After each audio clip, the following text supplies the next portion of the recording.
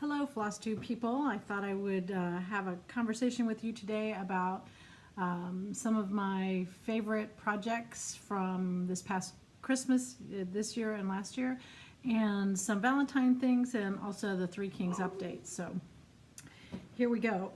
It's February, so that's when I pull out my February cross stitch. I have a couple of things that I have pulled out. This is my newest one from, I think, last year. I usually put the date on here, so it's in here somewhere.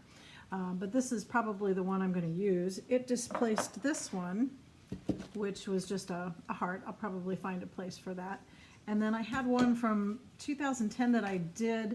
When I first got it framed, I didn't like it, but then I found keepsakes, and they did a nice job. I'm still not wild about it, though, so I probably won't use this one. And of course, it's time for the next round of the Three Kings, or the Three Tall Guys, and these are the ones from February. So you're familiar with Tall Guys from the ones I showed in January, and that one I replace religiously. So that one's been a lot of fun. I had to be out of town a couple of days this week, so I took another. What did I do with the piece of paper? I took another project for Valentine's Day.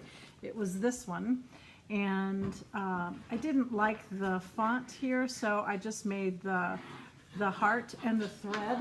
And sorry, my dog is playing with my husband, so you'll hear some growling in the background if he doesn't get her to keep quiet. So anyway, this is what it looks like. It only took about an evening to whip this one out. And I'll probably stick it on top of a box. A friend of mine did that for me a couple of years ago, and I use it as an ort box. So orts are those little threads that when you cut something and you have a little bit of thread left over and you usually throw it away, that's called an ort.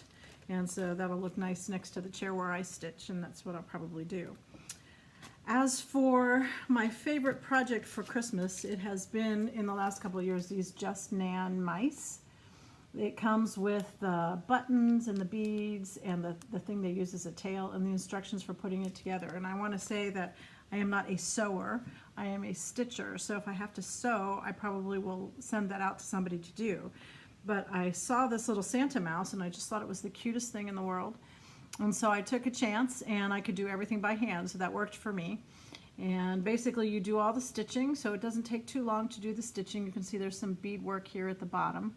And then you cut it out with some edges, and I have one that I have that's a spring one that I'm struggling with because it requires a little bit of more knowledge, but you can see you cut the shape out, and I would usually measure out the distances and put a little dot with some with a pen, and then cut around that, and then you stuff it with some fiberfill, which I actually had. And then you sew on, you stick the tail on, which is this little ornament hanger, which is just adorable. And then you sew on the button, and that sews the hanger on as well. And they give you the felt for Santa Claus, the felt and the candy cane to create the bag. And they give you the hat, and then just with a little bit of glue and a pin, you stick him to his head, and then draw the thread through for the whiskers. So there's Santa Claus, elf. Or not elf, mouse, Santa Claus mouse. And then this year I did Mrs. Claus. So for those people who had Santa Claus, and for a few others, I made Mrs. Claus, and she was just as easy to do. So same kind of thing with the button on the bottom and the hanger for the tail. And then the top is just like the bag. You stick a little of the fiber in there, and then you stuff it with some of the fiber fill and put some glue on a pin and stick that through her hat. And then sew this little button on. And I also did the reindeer. Now this one I've got to affix the little red nose on him because he's supposed to be, I guess, Rudolph. So they have a red bead to go with him. And this one was quicker actually to stitch than the others. But I'm not really wild how the antlers go on there. It's basically a charm that you sewed at the top of his head. So that's not my favorite. I probably wouldn't do another set of those. I also, just for grins, did their owl. So they had an owl, and it came with the nut on the top, and it asks you to weight it with a nickel or a quarter, so that's what I did. So I like the button better. That one's fine. Had a little problem with their with the nut on top because it asks you to put the pin through the top, and that ended up splitting the nut. So I had a little pin. I don't know what else I could have done, but it'll be fine for what it needs to do. That's in the back, and that's what the front of the owl looks with the eyes. So same kind of thing. You sew him up the middle, and then you sew the beak down. So you fold it over. And then the last one, and I really thought this was cute, was the witch. So I have to get him in right. So here's the little witch mouse. And so she has a little metal hat that you put a black pin in, and they give you the felt to create the broom, and you just use a toothpick and sew and glue that on. So that one turned out really well, I thought.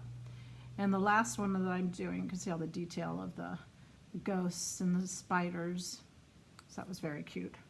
And then the last one I'm doing is this bird. Now the bird is bothering me a little bit because I have to get fuse tape, and it does provide some instructions. It's got a little heart tail to put on, and it's got a little rosebud to put in the beak, and then the flannel will cover the bottom where you put this together. So I haven't actually put this one together yet because I have to go buy some things. But those were a lot of fun, so I highly recommend them. It's by Just Nan, and she has a whole bunch of them, a whole series of them. So they're quick and easy to do, and they look very cute, and they're very unusual. So the last thing I have to show you today is my Three Kings update. I didn't get a lot of time to stitch on that last week, so I'm working on the border. It's still killing me. I'm trying to to follow it with little post-it notes, and that's been a pain. So anyway, I guess I need to, the next thing on my list to find is a mobile magnifier with a light, so that when I go out of town, I can take these things with me and actually continue to work. So that's it for me today. Happy February, and I'll talk to you again later.